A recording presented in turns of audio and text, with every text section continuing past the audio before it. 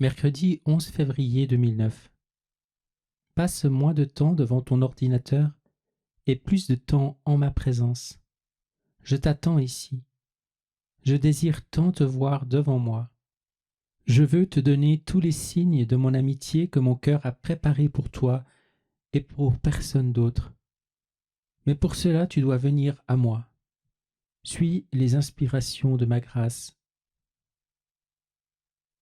Jeudi 12 février 2009. Il n'est pas nécessaire que tu te laisses gagner par l'anxiété ou la peur. Je continuerai de te parler aussi longtemps que tu viendras devant moi avec un cœur calme et confiant.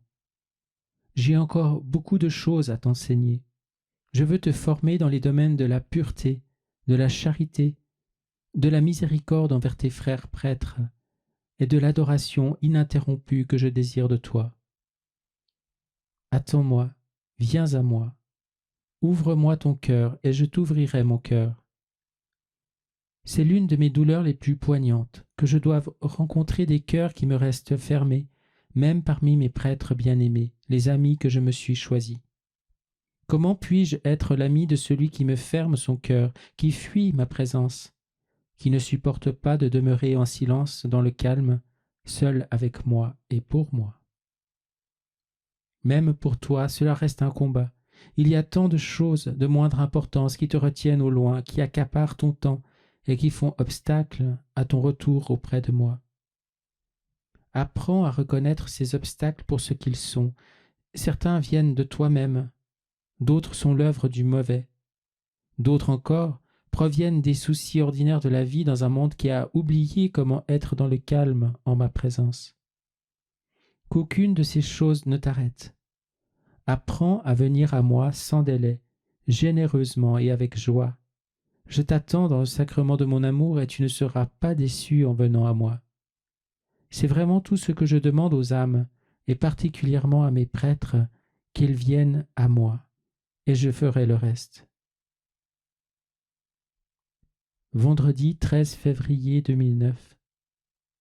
Des péchés jetés dans le brasier de mon cœur, il ne reste rien. Ils sont complètement anéantis, réduits non pas en cendres, mais absolument détruits et oubliés. C'est par mon amour que je fais cela.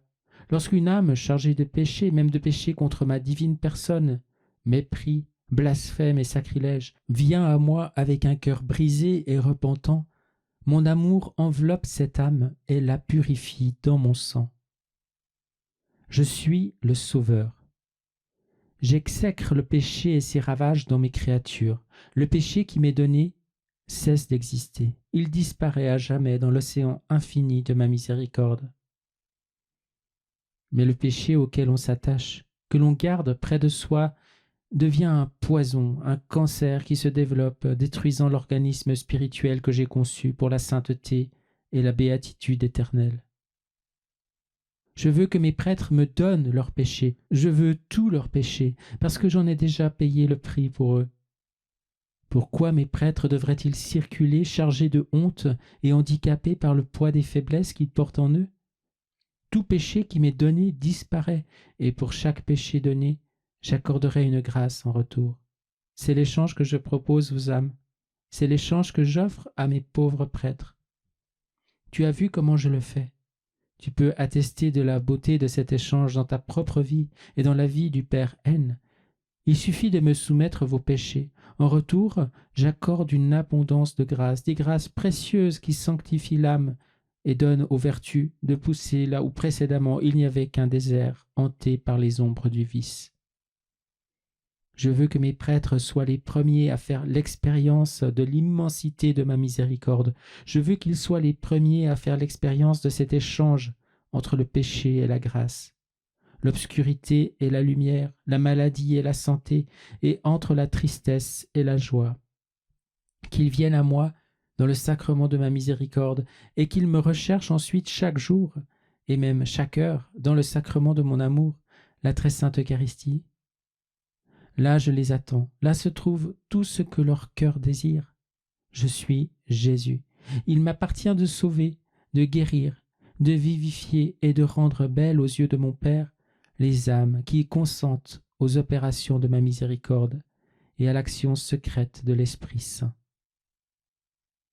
Lorsque tu parleras à mes prêtres, rappelle-leur le pouvoir et l'efficacité d'un simple acte de confiance en mon amour miséricordieux. La confiance ouvre la porte à tous les trésors de mon royaume. À celui qui a confiance en mon amour miséricordieux, je ne peux rien refuser. Lorsque je veux attirer les âmes jusqu'à l'union avec moi-même, je leur parle comme je te parle à toi.